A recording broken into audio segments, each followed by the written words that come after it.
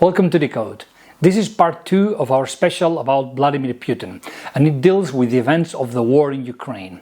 Still, I would recommend you watch part 1 first, because that video covers all the childhood of Putin, all the formative years as a KGB agent, and also his rise to power in the middle of the downfall of the USSR. I linked that video right here, so go watch it first, because it's important and will give you proper context on the mindset and the philosophy of Vladimir Putin as a leader. So today in Decode, the war in Ukraine. And by the end of the video, I hope you'll understand why Putin is now captured in his own trap. Let's start from the beginning. How did Vladimir Putin justify this war and why it's a lie? Putin used actually 3 arguments. First, he demanded that we believe that this was a battle against Nazis, that the Ukrainian government was actually composed of Nazis. Second, that Russia was saving an important region, the Donbas, from genocide by the Ukrainians. So the Russian population of the Donbas was actually being murdered by the Ukrainians. And third, that this was a war that he didn't desire, but it was a war that the West actually forced him to enter. So let's go one by one to see why all this is a lie. First, he labeled Ukraine as a Nazi state. Of course, this is ludicrous, especially when we consider that the president of Ukraine is actually Jewish. Second, there's been no independent evidence of genocide in the Donbas. What it was is actually an act of aggression from Russia to its own population in Donbas, as we'll see in a second. And third, this idea of the moral duty of, we need to fight the West because the West is fighting us, honestly, it's not sustained by any facts, it's only rhetoric. So let's start with the national address that Putin did on February 24, 2022 to justify the war.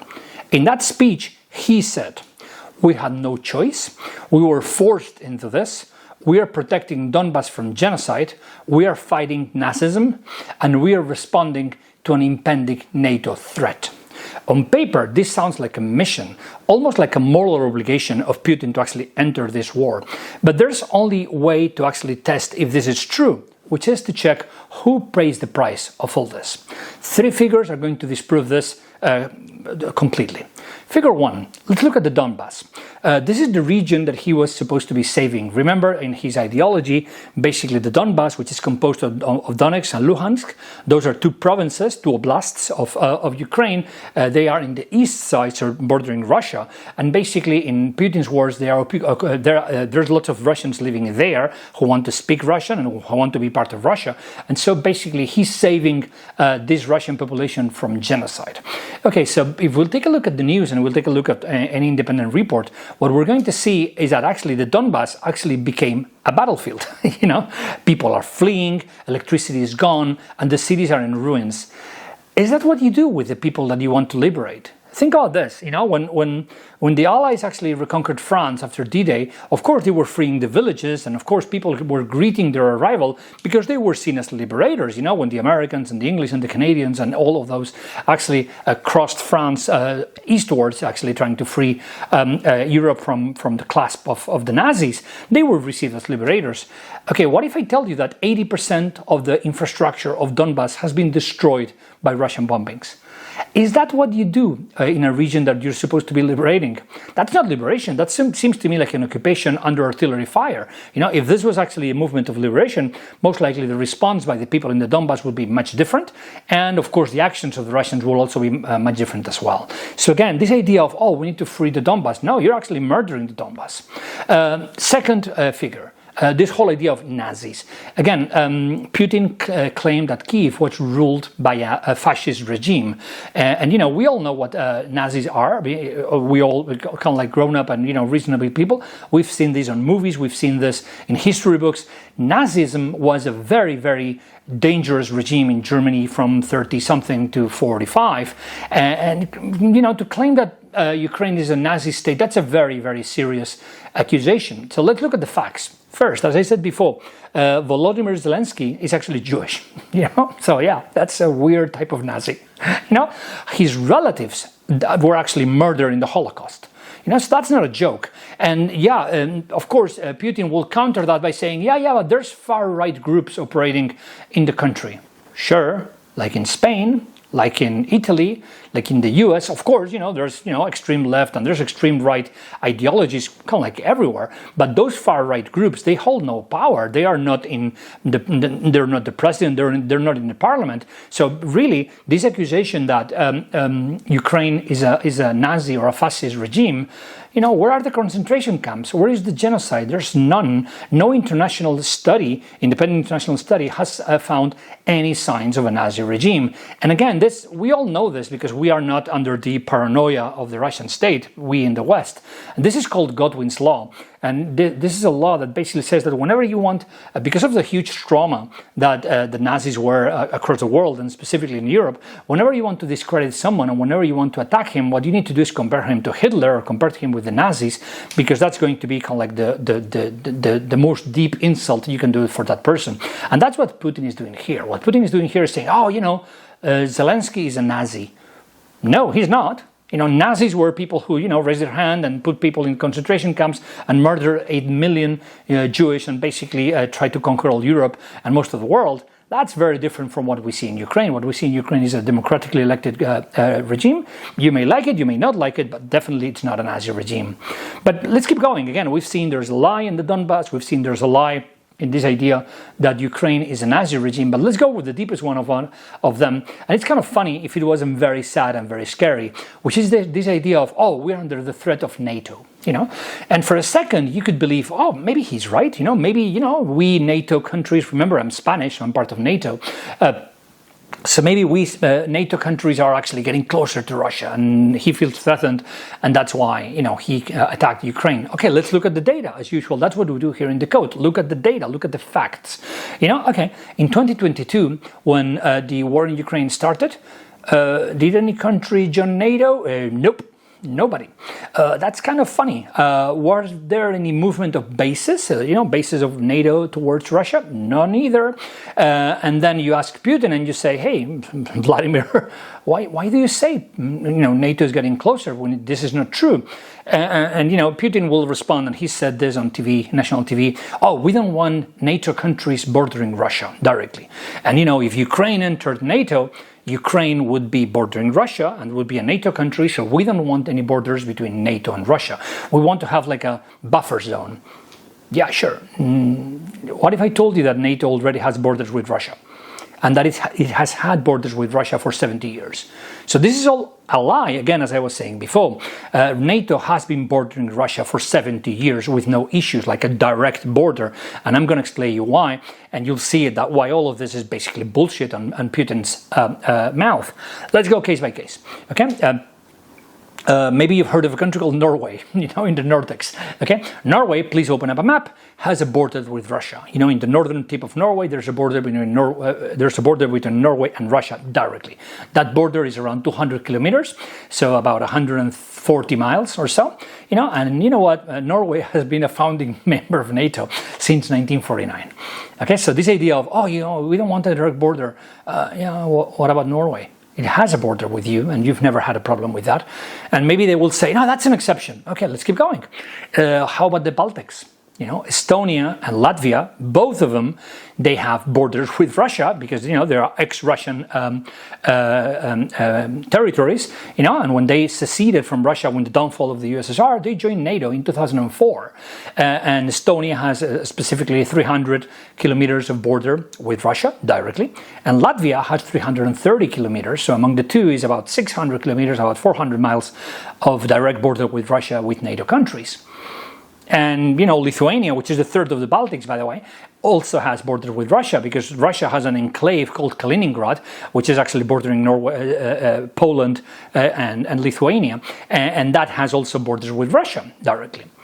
And to make things worse, Poland also has borders with Russia, and it's had those borders since its accession to NATO in 1999. But do you want to know more? Check it out. If having borders with Russia was such a terrible thing, Putin, why didn't you start a war with Finland? Let me tell you about the Finnish case. Finland, of course, when they saw that Putin was doing a war of aggression against Ukraine, what they did right away, is enter NATO, which is of course what you would do because you want to be protected just in case this guy attacks you. And Finland, oh, check it out, it has 1,300 kilometers of border with Russia, so about 1,000 miles roughly. And it entered NATO 2023. Did Putin attack Finland? Nope. Why? You know, because of course it's NATO, and if he attacks a country from NATO, then there's going to be a response. So, in other words, it's not true that Ukraine was threatening Russia because of NATO, because again, there was borders with NATO before Ukraine. And second, the reality of the facts is that actually being part of NATO is the best way to prevent an attack from Russia. Because, you know, had Ukraine been a member of NATO before the invasion, most likely Putin would have thought a couple of times before actually entering Ukraine, just because of the threat of, you know, the US and Canada and Germany and France and, you know, all the countries from NATO actually using Article 5 come to the defense of one of their members being attacked. So again, no, it's not true that Putin was saving the Donbas from genocide. No, it's not true that Ukraine is a fascist or Nazi regime. And no, it's not true that NATO was expanding and it created like an impending danger in 2022 towards Russia because that existed already. You know, so again, just to wrap up that last bit, the total length of the Russia-NATO land borders as of today, as of 2025, check it out, it's 2,600 kilometers. Okay, so that's the border today of Russia with NATO. So this whole idea of, oh, we need a buffer zone, oh, we need some sort of protection against NATO. No, that's ludicrous. You don't need it because you don't have a buffer zone with Finland, you don't have a buffer zone with Norway or with any of the Baltics, and that's perfectly fine, you know. And again, if this was such a threat, why didn't you attack Finland, for example, right? And so, of course, Putin is using a technique that's very common against people who by people who lie, which is moving the goalposts. You know, in rugby or in soccer or football, you know, you move the goalposts so that you always hit the goal. And so, when you counter this to Putin, of course, he moves the goalpost and he says, "No, you know, Russia cannot feel safe." You know, and this idea of safety, he did something that he reiterates again and again. He says, "We are fighting for the survival of the Russian world." Okay, and it sounds like a mission. It makes it sound really compelling, like a mission, like if he's saving someone, like if this was a noble war, you know, like the war, for example, the Allies fought against the Nazis back in the day. You know, there's wars which are noble, which are wars of defense and wars of survival, and then there's wars which are not noble, which are wars of aggression. And so, of course, Putin, whenever you tell him, hey, you know, they're not Nazis, you're not saving the Donbas, this is not about NATO, he says, no, I'm fighting for the survival of the Russian world. You know, but actually, that doesn't sustain any sort of strategic analysis. What actually he's doing is he's wearing a moral mask to actually hide the real reasons why he actually attacked Ukraine, as we will see later. You know, it creates the illusion that Russia is acting as a hero when this is just a propaganda machine. He can afford to use this propaganda machine because remember that in Russia, all the media are controlled by Putin and the Kremlin, you know. So of course, all this story, and in preparing this report, of course, I have spoken with Russian people who have helped me actually compile all this information, you know. And of course, the main sources of information that the Russians actually follow are all basically being fed the same lies by the Kremlin, you know. The Russians who actually know the truth are Russians that actually have access to outside media, and they know all these are lies, you know. But these lies are not kind of like kitty lies, you know. It's not like the soft lies we tell to our mom of you know, I didn't eat the cookies. No, these lies actually do have consequences, and they are very, very serious consequences. So let's look at the numbers, okay? So according to independent data, there's over 1 million, not a joke, Russian soldiers either killed or wounded in the special military operation. You know, for the sake of context, 1 million, and we're talking 2 years, by the way, it's about double what the US lost in World War II. Okay, so the Russian economy, needless to say, is on the edge of recession. The central bank raised interest rates to 20%. Inflation is at 10%. Western brands have left the country. I know this sounds like a joke, but remember that at the end of the day, we have people, and those people, they were enjoying a certain quality of life, and they were enjoying a certain standard of, you know, living and services, and all that vanished from one day to the next. We're talking, you know, all the chains like, you know, Apple, IKEA, McDonald's, McDonald's, etc. They all left the country. And this has like a double impact. One impact is, of course, Russians not having access to all those goods and services, but also the second impact is many people losing their jobs because they were working for these companies. As a result of that, of course, everybody who can leave the country is fleeing, and that's something I'm receiving from, lots of Russian friends who have moved to other countries, like Cyprus, like Portugal, like Serbia. They're just running away as much as they can because, of course, some of them can, some of them cannot. The elderly, of course, remember that Russia has a lot of old population. They cannot buy medicines because they're not available or because they're just super costly. The regions, remember this, the life is not the same in Leningrad in St. Petersburg or in Moscow than it is in the faraway regions of Russia. So the regions are dying out, imports are vanished, prices are rising. And there's a huge contrast between this and the defense industry of Russia, which of course is making trillions due to the war because, manufacturing weapons, the business of death is booming. Private military companies are making hundreds of billions. Russian budget has become kind of like a tank crushing its own economy and its own population. Everything related to the war is working fantastically well. Everything else is dying. And so the impact on the Russian population, of course, is huge. And so what is the psychological diagnosis that we can extract from all this about Vladimir Putin? Well, Putin knows this is going on. He's not some sort of hermit living in a bunker away from reality. He's rational, he's sober, and he's in full contact with the facts daily through his advisors, through his team, through all the people around him. And so basically what we're seeing here is the mentality of a psychopath, because actually he's looking at the suffering of his own people. He's fully aware of that suffering, and he consider this acceptable. Not because he's losing control. He's in full control, as we said on the first video. It's because he's actually losing empathy. He has no empathy. He has a predatory irrationality, and he's treating his own people as expendable. Suffice to say, we all saw this some months ago, and we were just basically shocked by it. The way he began emptying prisons and actually exchanging long prison sentences with just being sent to the front lines, as cannon fodder. We know Russia, with regards to the kind of military operations that it carries out through history, has always considered his manpower, his soldiers, actually as cannon fodder. But never before this war we've seen this in such an extreme way, as actually getting people from prison and saying, hey, yeah, sure, you can get rid of your life sentence if you just go to the front lines and survive there for 2 years. And of course, that person is going to return in a plastic bag a few weeks from now. Because in Putin's mind, a human life means nothing, literally, as long as it allows him to stay in power. That's the kind of thing. He's not losing the war. What he's losing is the contact with the reality of Russia, a country that he's destroying just because he cannot admit that he's wrong. And this is what happens when a leader lives inside his own myths. Putin is living inside a myth, the myth of this, heroic campaign, of this moral duty. But actually, it's the people from the real world, the ones who suffer. Putin has stopped behaving as a strategist, and he's prisoner of his own game, as we'll see later. This is a war that most likely, if he could, in the words of Cher, the singer, remember that song, If I Could Turn Back Time?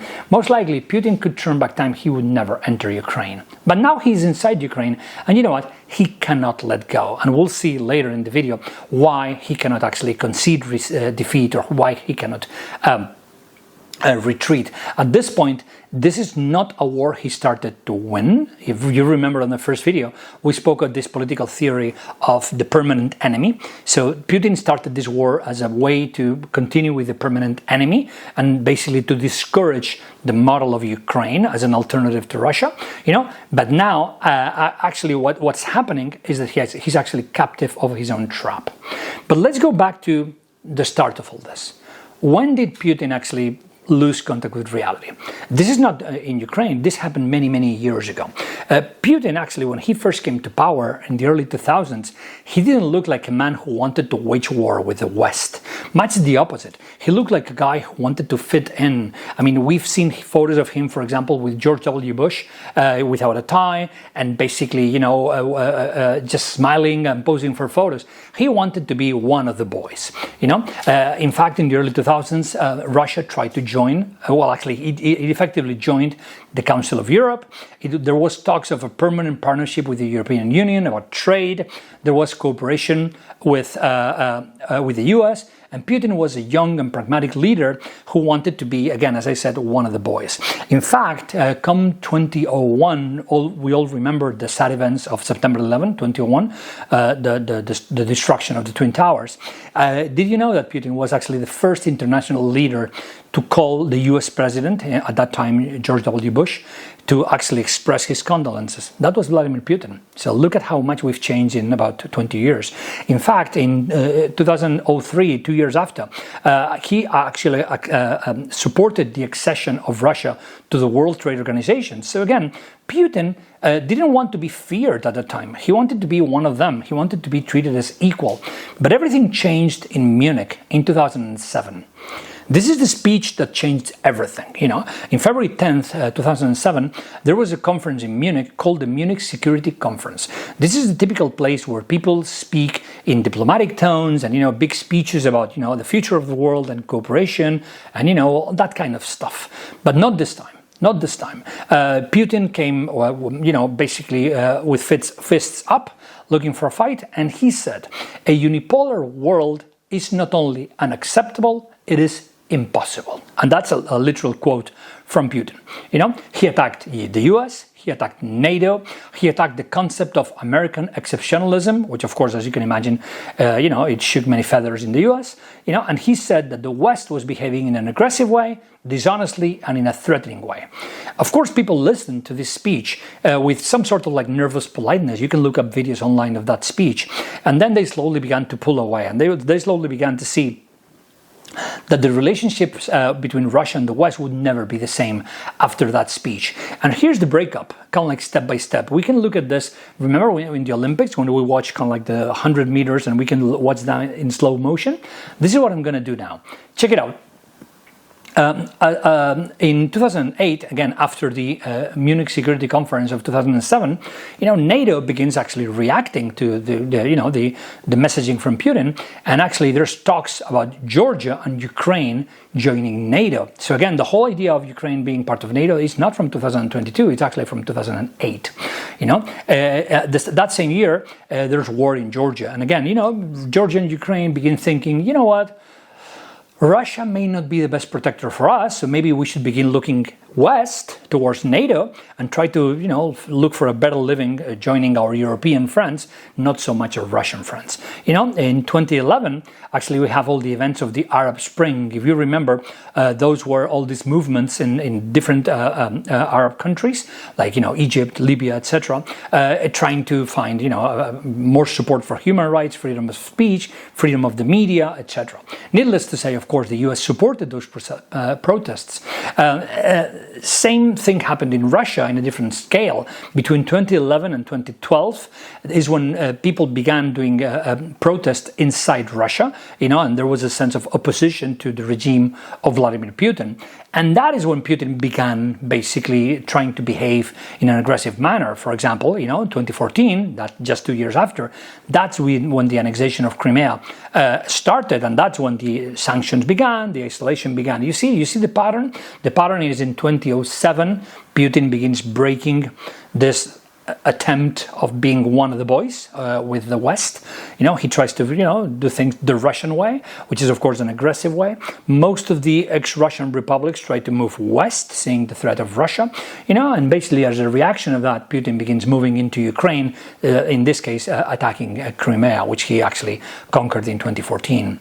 So the whole idea for Putin is that once he realized that he wasn't accepted, that he wasn't a member of the club, of course, he fought back. This is what happens when you basically invite someone politely, but then you show him the door. Basically, Putin could have done two things. He could actually apologize and, say, oh, this is all a misunderstanding. Or he could just use his foot and break the door open. And that's what he did. That's what he did. He said, okay, either you accept me willingly or I will make you fear me. And when you fear me, you'll have to deal with me anyway. So that's the whole idea. Russia wanted first to be one of the League of Nations, so to say, and once it saw that there was no way that it could get along with the West, it said, okay, sure, we will break this relationship because my identity is wounded, I feel rejected, and now you're going to deal with me in different terms, in an aggressive way. There's lots of research on this kind of psychology. Alexander Wendt, in a book called Social Recognition Theory, he said, and I quote, "Leaders rejected by the international community tend to act aggressively, not to win, but to regain respect." And remember from video number 1 that respect is a very key concept for Putin. I mean, he felt weak as a child, and all his life he has always been fighting for respect. Putin doesn't want war for war's sake. He wants war as a recognition as an equal. You've seen this many times, viewers from around the world, how Putin has always said, oh, this war will end when I have a face-to-face meeting with Trump. You see, he needs to be treated as equal to basically overcome his complex as a child, so to say. And check it out, that meeting between Putin and Trump is not happening because Trump doesn't want that meeting to happen, because he doesn't want to give Putin the status of an equal. That's why, yeah, sure, there's meetings, but every time this subject comes up, which is kind of like every week, basically Trump says, no, this is an issue between Ukraine and Russia. Check it out. Trump is smart in this one. What he's doing is he's reframing the conflict. He's saying the equals are Russia and Ukraine, not Russia and the States. The States, of course, in Trump's mind, is above Russia, so the States is not going to get its hand dirty in a conflict between Russia and Ukraine, among other reasons, because actually, if you look at it, Putin is actually failing to win this war.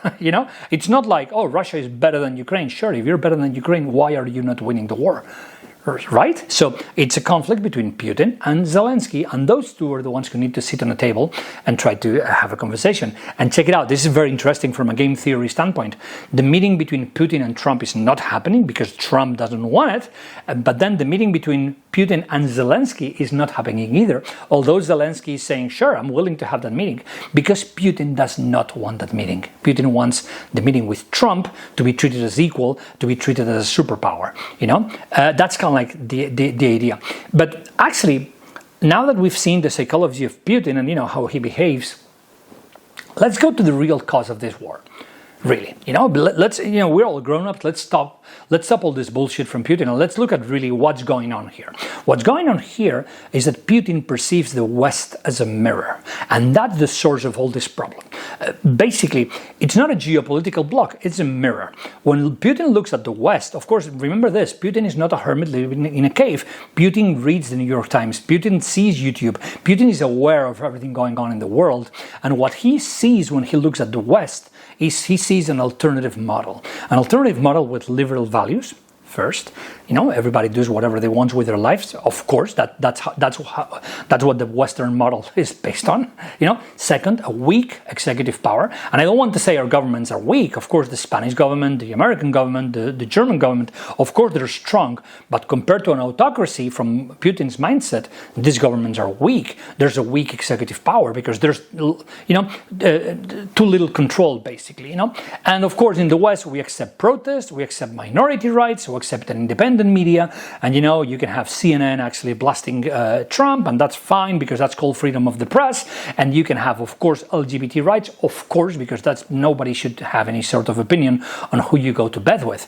So, of course, whenever Putin says this, remember this, all his population are living inside his bubble, a bubble of information that he is creating. So most of the Russians don't see all this, but Putin does. And of course, Putin sees all this and says, you know what, this is dangerous. This is really dangerous, because if it's possible there, in Spain and in Italy and in the US and in Germany and the UK, it could be possible here. That's the thing. And that's what threatens his whole model of power.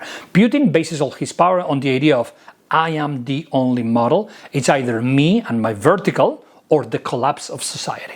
And we all know that's bullshit. We all know that, of course, there's a million other models. For example, people in China are, perfectly fine with a different type of model. I'm not saying it's my model, but it seems to work. And people in New Zealand have a different type of model, and people in, I don't know, choose any country, India, or people in Spain. There's a lot of models, but of course Putin is saying, no, it's either my model or collapse. And of course he's trying to control the narrative to basically direct all the attention of the Russians away from the option of that model and more into, basically national unity and all that kind of stuff. And that's why he begins to accuse the West of moral decay. We are all basically a bunch of perverts. That's why he demonizes everything tied to open societies. Whenever we talk about an open society, open media, open whatever, that's evil, of course it is.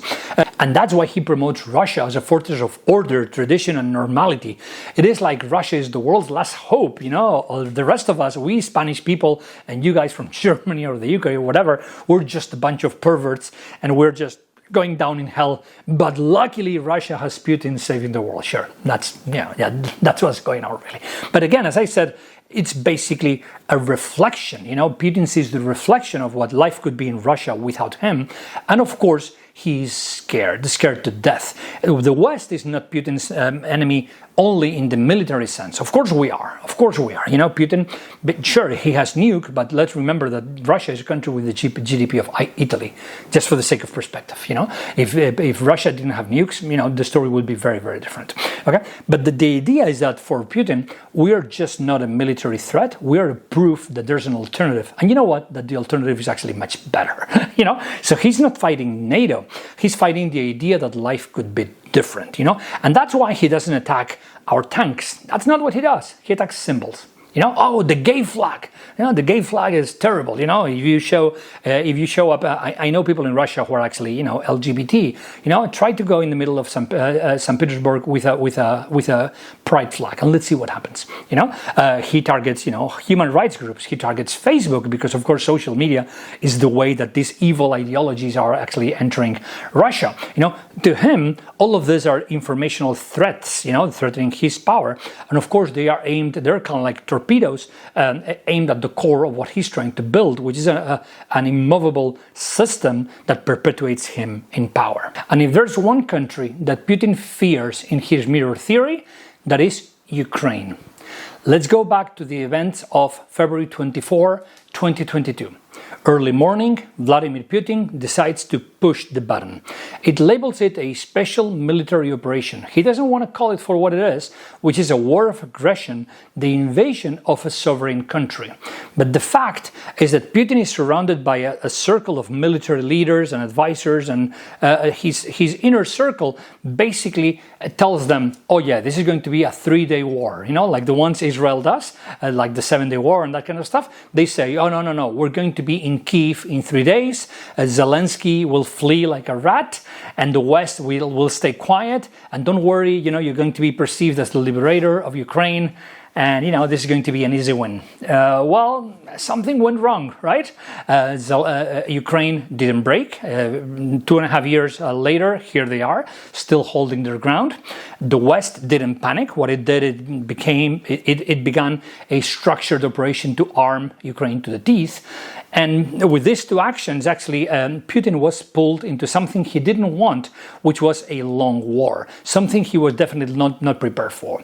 Think about this. Putin has always been a long-term player. We said that on the first video. So he should be comfortable with this war, right? He's always cautious, cold, calculated. But actually, the invasion of Ukraine didn't quite match that profile. It was actually not so much surgery, it was panic. And panic in the sense of the mirror model that I was talking before.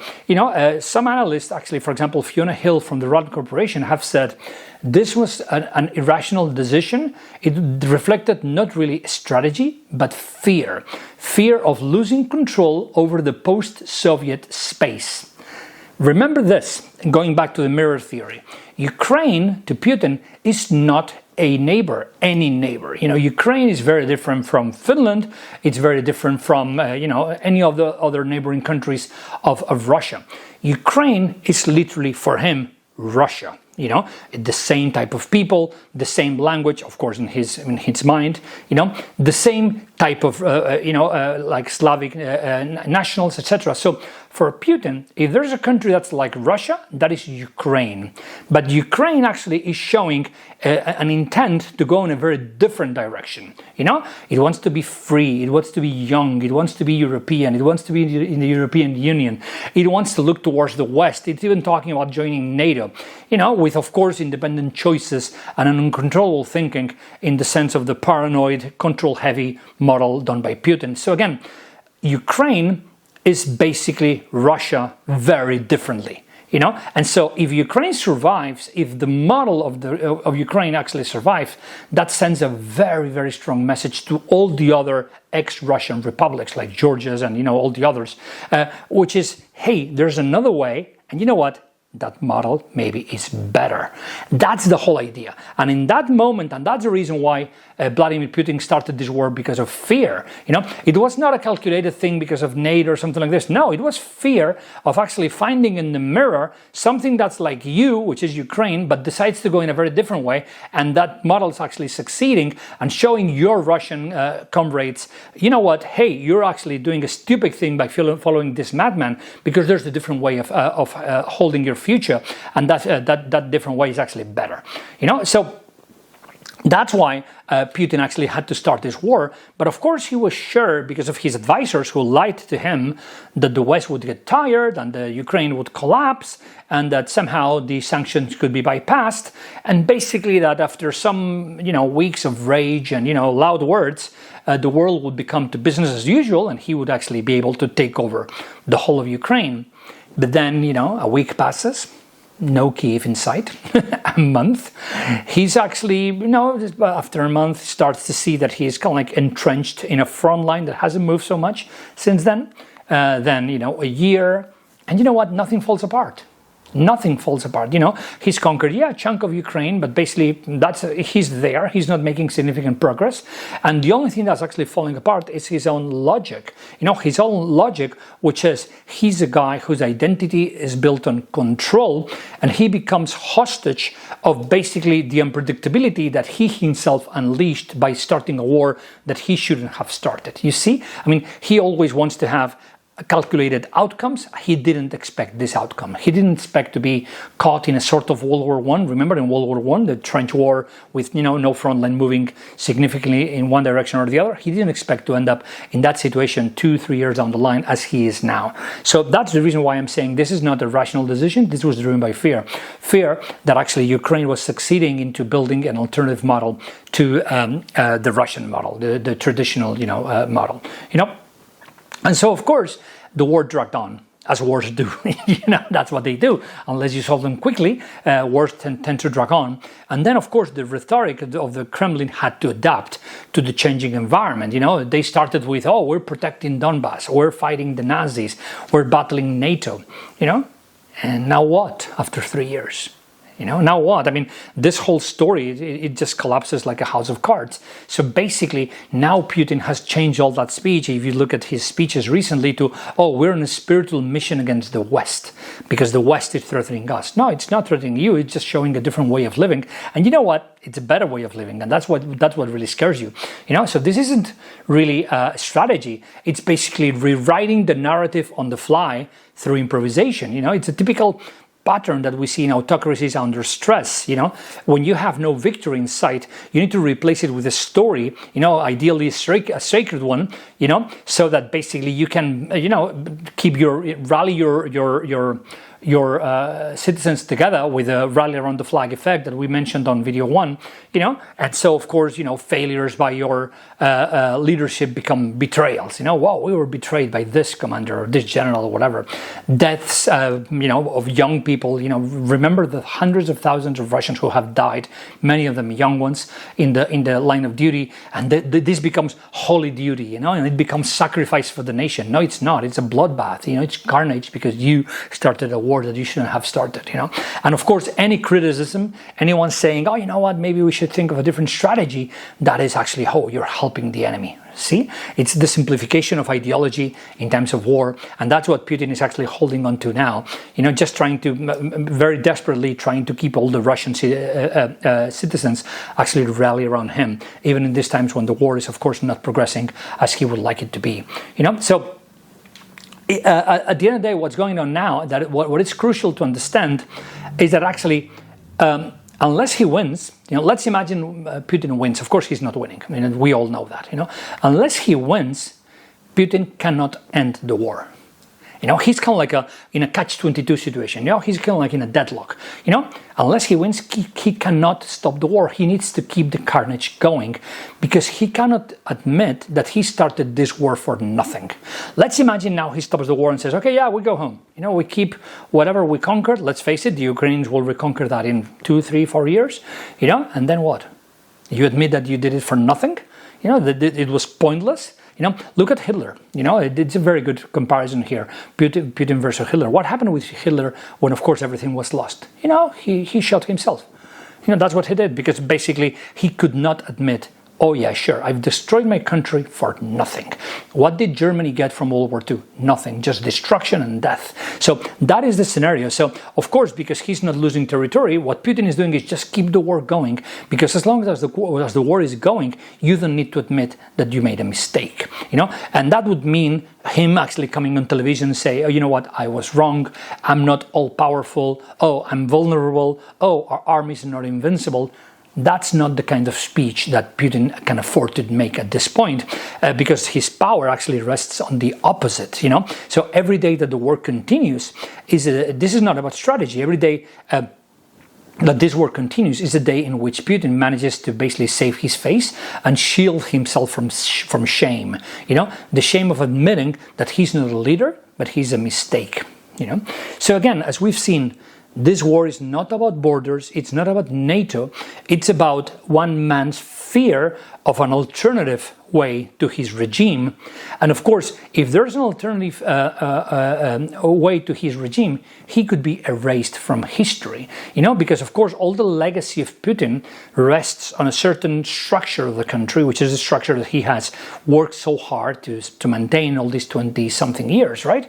So now imagine if there was a revolution in Russia and, the Russians said, you know what, yeah, sure, no. We want to go a different way. We want to go the way of Ukraine. We want to go the way of the West. What would happen? It would happen that basically Putin would be erased from history as a mistake. And that's the reason why he needs to keep the war going. Because he's desperate to leave a mark, to be a czar, to reconstruct his image, his distorted image of the Grand Russia of days past. He, in a way, wants to turn back time, going back to Cher.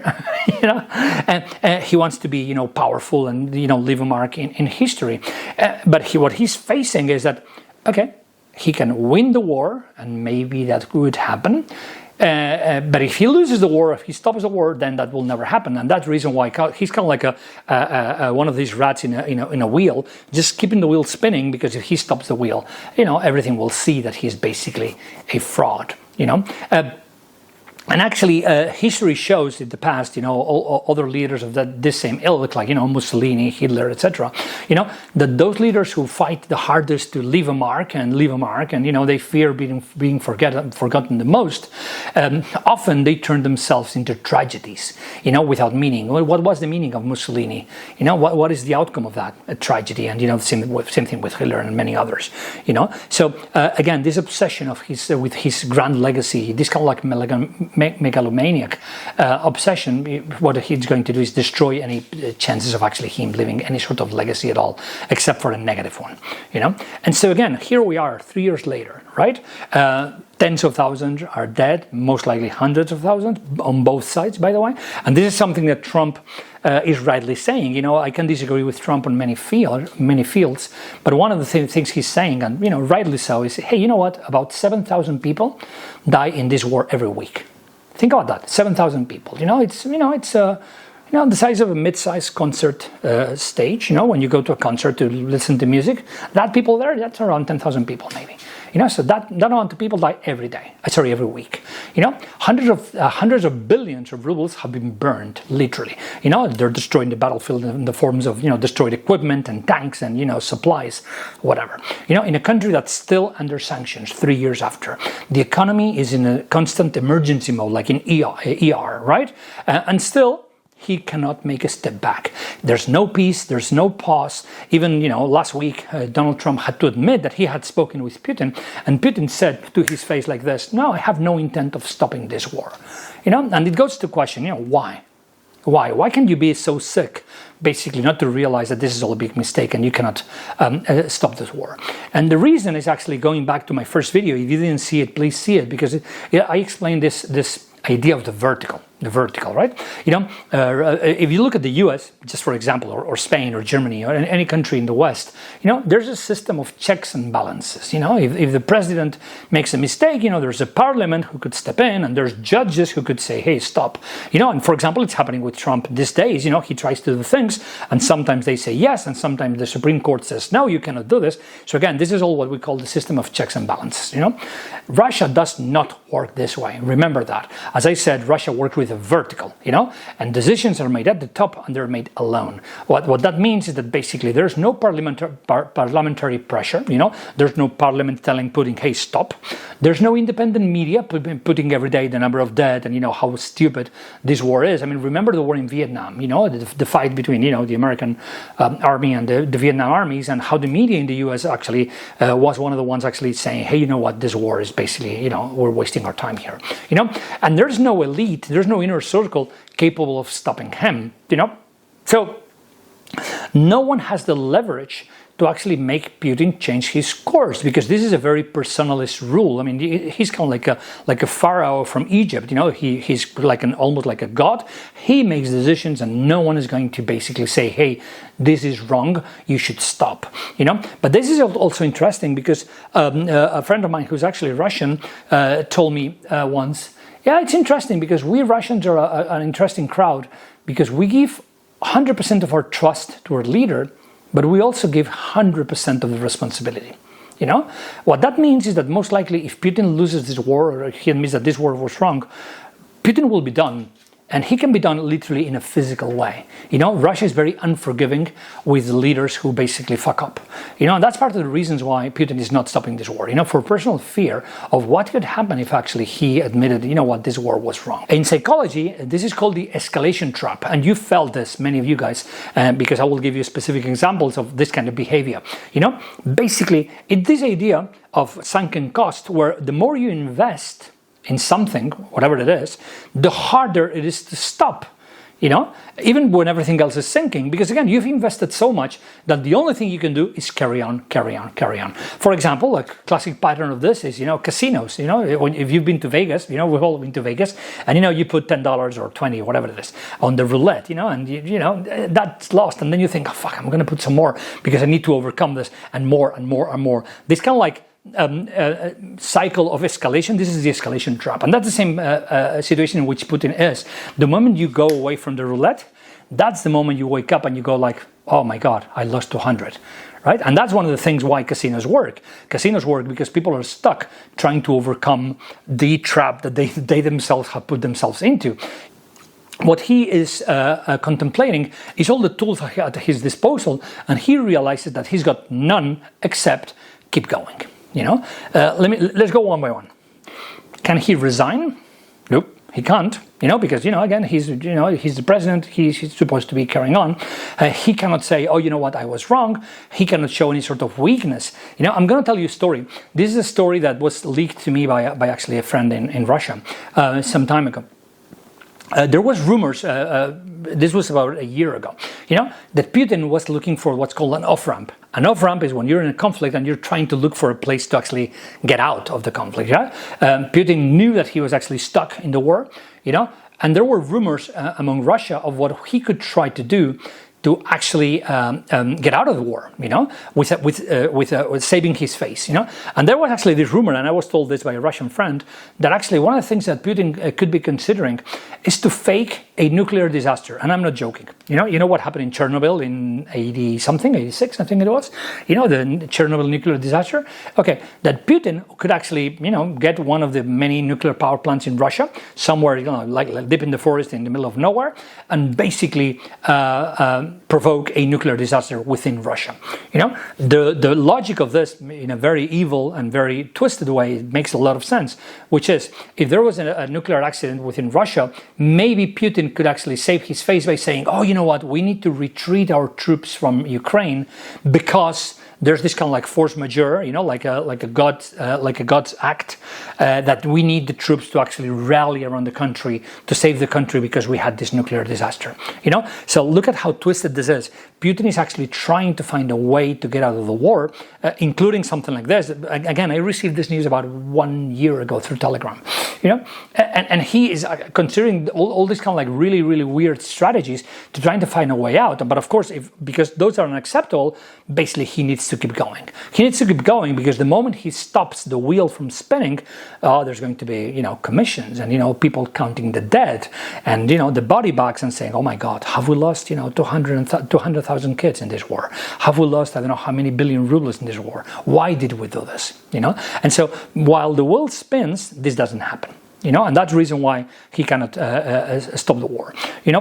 And then you may ask, sure, but there's powerful people in Russia even now, so why do all those people with jets and palaces and yachts still support Putin? That's something I thought in the beginning. Why doesn't some sort of oligarch actually try to stage some sort of a coup again? And why does all the elite remain silent? And you know what? The answer is very simple. All these people, they don't hold power. Because Putin, as I said, is a very personalist leader. Power vests in Putin and Putin alone. But basically, even through the war, their bellies are being very well fed. There's an elite that basically is living really well, even during this period of scarcity and sanctions. Remember this: sanctions didn't begin in 2022; they began in 2014 with the invasion of Crimea. In 2022, what happened is economic isolation. But yet there's a paradox. Ordinary Russians, the people in the street, sure, their income is down. The rubles are worth less because of inflation. The exports collapse. So many companies from Russia have just collapsed. Imagine, for example, the tourism industry. If Russia used to, get tourists from other countries, that's all gone. So again, all the sectors where the ordinary Russians work, they're basically collapsed, But what happens in Putin's inner circle? Well, their income is up, and that's a paradox, but that's true. There's investigations, for example, by Navalny and many others, that basically the elite children, the guys and the families of the elite guys in Russia, they're actually making very, very good money. Check this out. Russia is on the top 10 by GDP in the world, because it's a very, very, very big country. But if you think about this, again, number 10 in GDP, but it's number 70, in the indexes that actually rank well-being. So again, yeah, sure, lots of money, but really bad well-being. When you look at the Transparent International Corruption Index, it's close to Zimbabwe. I mean, no respect to Zimbabwe, but I'm sure it has many interesting things. But transparency and non-corruption, I'm sure it's not one of them. And actually, Russia has one of the highest rates in the world when it comes to wealth concentration. Check it out. Wealth concentration is how much wealth it's held by, very few hands. 1% of the population of Russia, which again is about 150 million people, roughly, 1% of the population controls 60% of the national wealth. So it's really, this is not a developed economy. If you look at Spain, if you look at France, if you look at Italy, the concentration of wealth, of course, is way less. It's way more spread out. There's the middle class, and there's all sorts of classes in between, but in Russia, again, 1% of the population controls 60% of the national wealth. So basically, this is some sort of like an oligarchy, a redistribution economy where basically the top is actually just, moving money back and forth among themselves and not sharing it downwards to the bigger portion of society. In the West, power is actually a tool to make policy, but in Putin's system, actually, power is a guarantee of survival. Check it out. All these elite families in Russia that are not fighting against Putin, they're not fighting against Putin for three reasons. First, because their loyalty to the regime is what gives them license to operate. Why does a certain company have this contract or that contract? Because it's loyal to Putin. So that's the reason why the oligarchs in charge of those companies will never fight against Putin. Second, silence. Of course, all these companies are corrupt, and then, of course, as long as they're silent, there's not going to be any audits. And we've seen this in the past, how whenever a oligarch actually spoke against Putin, what happened is, there was an audit and it was found that this oligarch was corrupt and he had to flee the country. You see? So again, loyalty, silence, and the third one is, generosity. If you're generous to the regime, to Putin and his, henchmen, it's a good insurance and that you will not end up in prison. So if you're rich but you're not loyal to Putin, you're a threat and you need to flee the country. So of course that's what I was saying before, right? Even the elite in these days is not fighting against Putin just because their bellies are very well fed and basically their loyalty is very, very rewarded. So do you want to? Imagine you're a Russian and you're a Russian oligarch. Do you want to keep your wealth? Do you want to keep your yachts? Do you want to keep your houses in Monaco? Do you want to keep all that property? Sure. Then you support Putin. Always, So this is not really a state. This is not kind of like the US or Europe, any of the modern states. Actually, what Russia resembles more is kind of like a feudal monarchy. I'm Spanish, and we had feudal monarchies here in the past in the medieval ages, and of course Europe. A feudal monarchy is really a system where power and money is just divided among a few people who are actually close to the king, which would be in this case Vladimir Putin. So there's no ministers in the modern sense of the world. No, there's just basically appointees by Putin to take care of certain areas. The budget of the country is not really a development tool. A budget should be a tool to develop the regions of the country. Now it's a cash register, actually controlling the wealth and how you distribute it among your loyal families.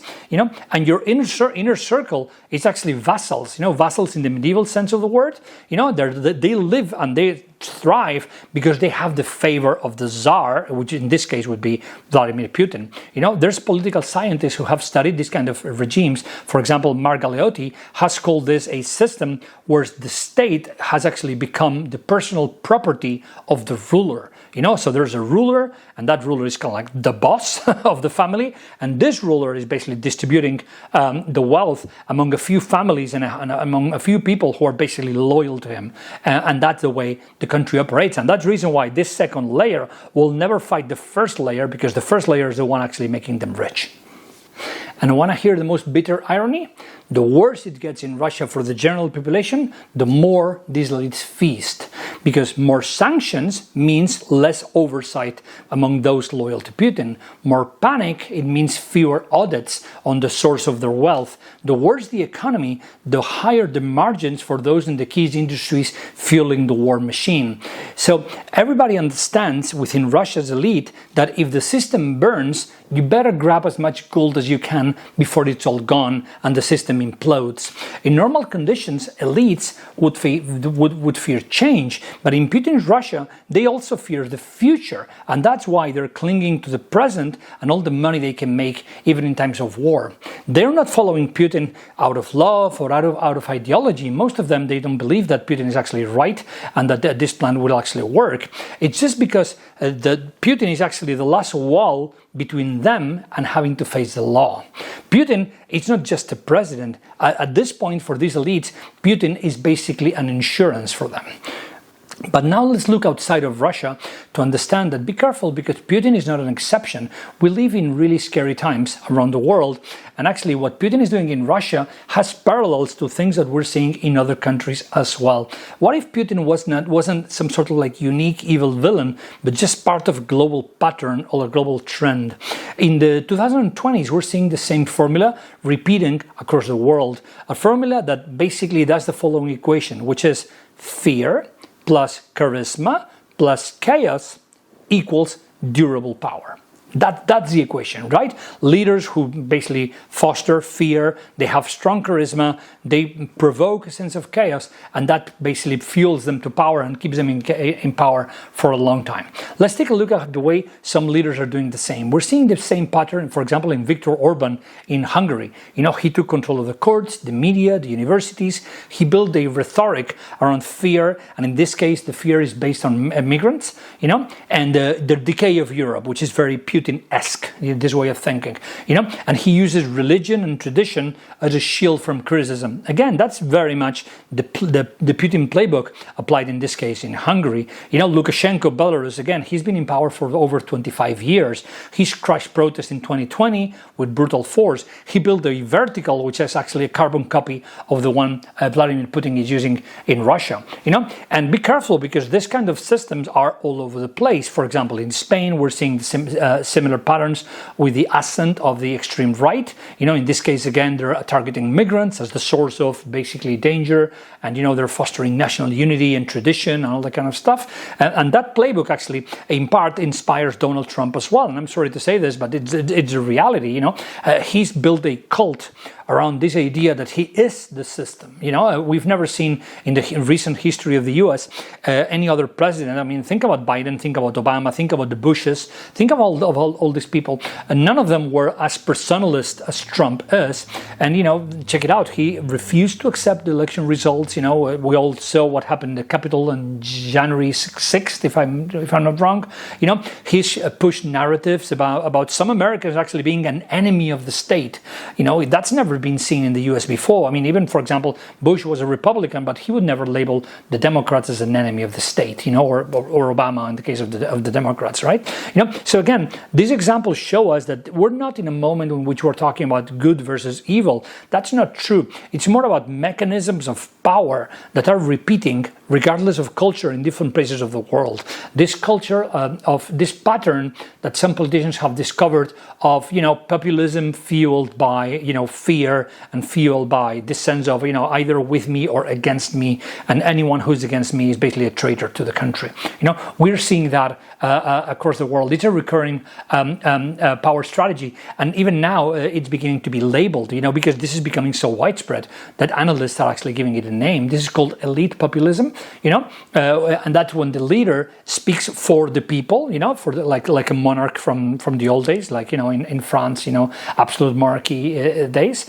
you know, and these kind of leaders tends to build a system where that leader is perceived to be irreplaceable, you know, because it's kind of like, oh, no, you know, we're lucky to have Putin, we're lucky to have Lukashenko, we're lucky to have even Trump, you know, because he is, you know, just the savior of the nation, of the values of the nation, you know, and this pattern works everywhere, you know. You create an enemy. It can be the opposing party, it can be the migrants, it can be the LGBT, it can be foreign agents. You declare yourself the shield against that enemy, you know, the protector of the country, and you convince the public that without me everything will collapse. Okay, in a different scale, that is Putin, that is Vox in Spain, that is in a certain way Trump. So it's not about nationality or ideology, it's a new architecture of power. And let me say this, it's a scary one, you know. So to conclude this video, think about this. Putin is still in charge. He controls the army, the media, the law. That was his dream, remember? In the early 2000s, that's what he dreamt of, a strong vertical of power. You know, his face is on the maps, his voice is on the headlines every day because he owns the media. So it could look to him like he's winning, that he's untouchable and, you know, mission accomplished. But here's the paradox. He has lost. Not to the West, not to Ukraine, or not to the economy.